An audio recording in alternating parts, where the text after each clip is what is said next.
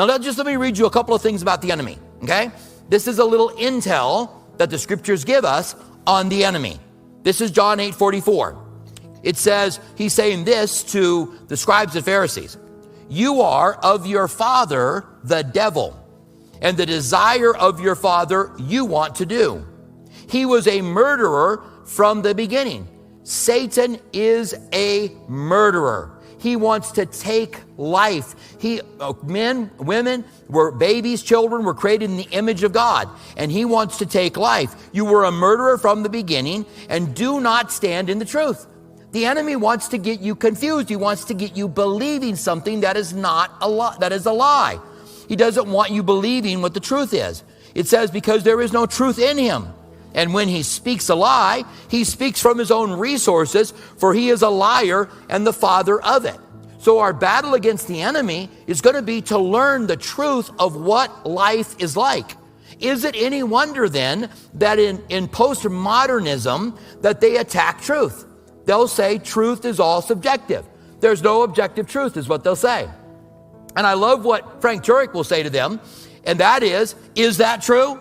Because they're making an objective truth statement that there is no objective truth, and they don't even realize it. They're like, there's no objective truth, but that's an objective truth statement. So you're confusing me here. Because if there's no truth, how can you say that? No, there is subjective truth. My favorite ice cream is strawberry ice cream. I bet that's not the majority in this room. If I were a betting man, I'd say chocolate is the favorite of most people in here. At least most women. Chocolate's the favorite of most of them. But that's subjective, right?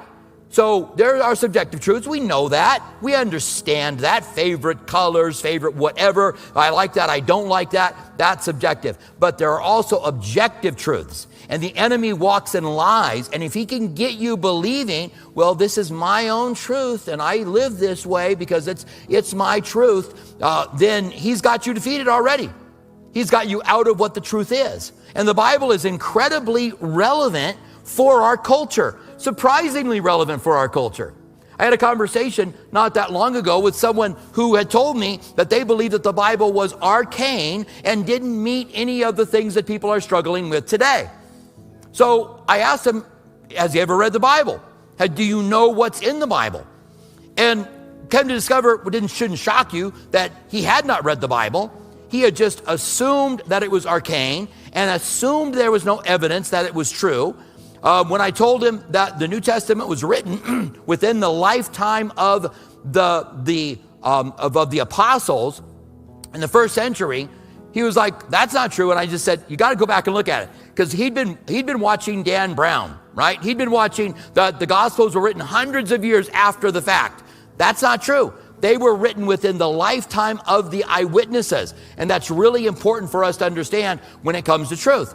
But also, I just kind of pointed out, we think our culture is progressive, but if we go back to the Roman Greco culture of the days of the first century, we look at what the emperors were doing.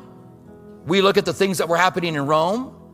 Every city had a bathhouse, and I don't have to go into detail as to what a bathhouse was. And every bathhouse, the way archaeologists find bathhouses, is the burial ground nearby of the babies that were killed from what was going on within the bathhouse. It's just like today. It deals with the issues of today.